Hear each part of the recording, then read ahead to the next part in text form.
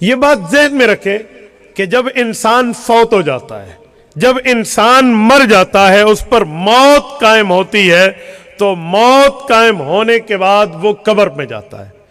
جس جگہ اس کو دفن کیا جاتا ہے اسے قبر کہتے ہیں، اور پھر قبر میں اس پر حالات گزرتے ہیں، یا اچھے یا برے۔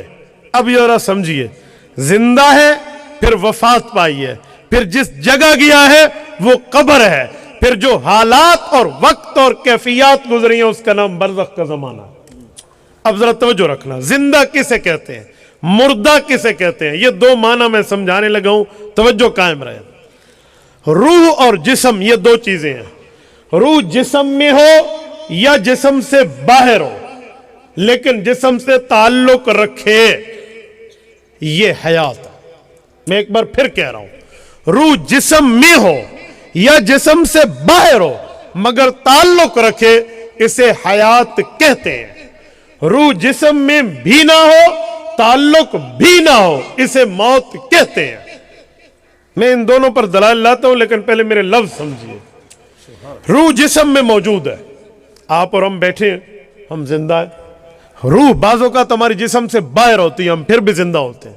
سورۃ زمر آیت نمبر 42، رب کریم نے اس لمحے کا یوں ذکر فرمایا، اللہ یتوفی الانفس حین موتها واللتی لم تمت فی منامها فیمسک التی قضا علیہا الموت فیرسل الاخری الی اجل مسمی ان فی ذلک لآیات لقوم یتفکرون۔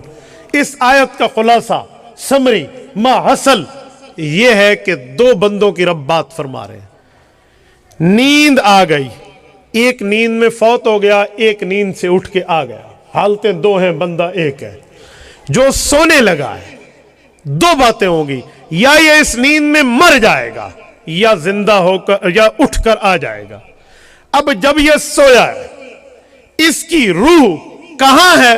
رب فرماتے ہیں یتوفی الانفس، وہ روح لے لی جاتی ہے۔ اگر مرنے کا فیصلہ ہے تو وہ روح اس کی رکی رہتی ہے ایک وقت مقررہ تک، اور اگر وہ دوبارہ دنیا میں آنا ہوتا ہے تو فیرسل الاخری، اس روح کو دوبارہ چھوڑ دیا جاتا ہے اور یہ اٹھ کے آ بیٹھتا ہے۔ اب توجہ رکھنا، آیت کریمہ قرآن کریم کے مطابق سونے والے آدمی کے جسم میں روح نہیں ہے، یتوفی، اللہ نے وصول فرما لی ہے، لے لی ہے۔ اب سوال یہ ہے کہ روح جسم میں نہیں ہے تو اب یہ بندہ زندہ ہے یا مردہ ہے؟ آپ کبھی سونے والے کو مردہ کہیں گے؟ تو روح تو جسم میں نہیں ہے، یہ کیوں زندہ ہے؟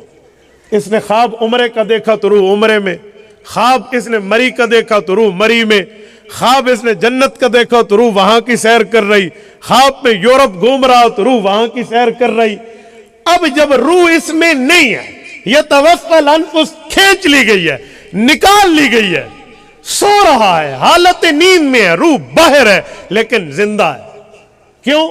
روح کے تعلق سے، جس کی وجہ سے نبض چلتی ہے، جس کی وجہ سے دل دھڑکتا ہے، جس کی وجہ سے کھانا ہضم ہوتا ہے، جس کی وجہ سے اس کا نظام ہائے جسم چل رہا ہوتا ہے، لیکن روح باہر ہے تو زندہ ہے۔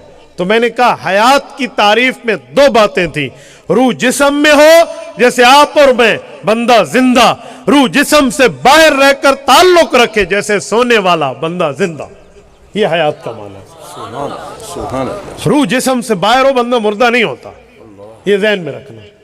باہر رہ کر تعلق ختم ہو جائے، یہ مردہ ہے، اور وہ ایک وقت ہوتا ہے جس کو قرآن، چلو میں دوسری بات کرتا۔ اب آئے موت کی تعریف۔ موت کیا ہے؟ یقین مانیے میں حیران ہو جاتا ہوں بعض اوقات کہ یہ جو ہمارے مخالفین ہیں نا، یہ انہیں موت کی تعریف کرتے ہوئے موت پڑتی ہے، یہ موت کی تعریف کرو تو پھنس جائیں۔ اب سنیں، موت کا معنی ہے روح جسم سے غیر متعلق ہو جائے، روح جسم میں نہ ہو اور تعلق بھی نہ ہو، یہ موت ہے۔ جسم سے نکال دی گئی، تعلق بھی ختم ہے، کیونکہ اگر تعلق جاری رہے باہر رہ کر تو سونے والے کی طرح زندہ ہے نا، تو وہ موت۔ اب یہ موت کب تک ہے؟ جیسے حیات کا ایک عرصہ ہے، ایسے موت کا بھی تو ایک پیریڈ ہے، ٹائم ہے۔ تو قرآن کریم کہتا ہے کل نفس ذائقۃ الموت، ہر نفس نے موت کا ذائقہ چکھنا ہے۔ قرآن کریم نے موت کو پینے میں تعبیر نہیں فرمایا کہ موت پینی ہے، چکھنے کی بات فرمائی ہے۔ چکھنے اور پینے کے فرق کو سامنے رکھیں تو خدا کی قسم مسئلہ سمجھ آ جائے. یہ جو وقت ہوتا ہے نا، ایک وقت مقررہ پیدا ہوتا ہے کہ اس بندے پر موت آنی ہے، ایک لمحہ اس پر آنا ہے، تو اللہ نے اس کو چکھنے سے تعبیر فرمایا. چکھنے کا اثر ایک وقت ہوتا ہے. یہ بتایا جا رہا ہے کہ روح جسم کا تعلق ٹوٹا، دنیاوی حیات ختم، اب قبری، اب اخروی، اب برزخی، اب موت کے بعد والی حیات شروع. یہ ایک وقت یہ ٹوٹا ہے. لفظ قرآن تو اپنی جگہ. اب ذرا آؤ، حدیث پاک میں بھی اس کا معنی موجود ہے. ان اللہ قبض ارواحکم حین شاء وردها الیکم حین شاء. صحیح بخاری کتاب الجنائز میں موجود ہے. رسالت مآب علیہ السلام نے فرمایا کہ رب کریم جب چاہتا ہے تمہاری روحوں کو قبض کر لیتا ہے اور جب چاہتا ہے لوٹا دیتا ہے. اب روح قبض ہونی دو شکلوں میں ہے، یا نیند میں تعلق رہے گا یا موت میں تعلق ٹوٹ جائے گا. اگر نیند میں تعلق ٹوٹ گیا تو یہ موت ہے، نہ ٹوٹے تو حیات ہے. لیکن موت کے وقت ٹوٹے گا. کیوں؟ یہ انسان اور خدا کا فرق ہے کہ اللہ حی القیوم ہے. حی قیوم کا معنی زندہ ہے، کبھی اس پر موت نہیں آئے گی. اور انسان مخلوق ہے اور مخلوق کبھی خالق نہیں ہے، اس پر ایک وقت موت آ سکتی ہے. یہ فرق کیا گیا. اسی قرآن اور حدیث کی بات کو علامہ اقبال کے شعر میں سنا دوں. علامہ اقبال رحمہ اللہ اپنے شعر میں فرماتے ہیں کہ تمہیں اگر موت کا معنی آ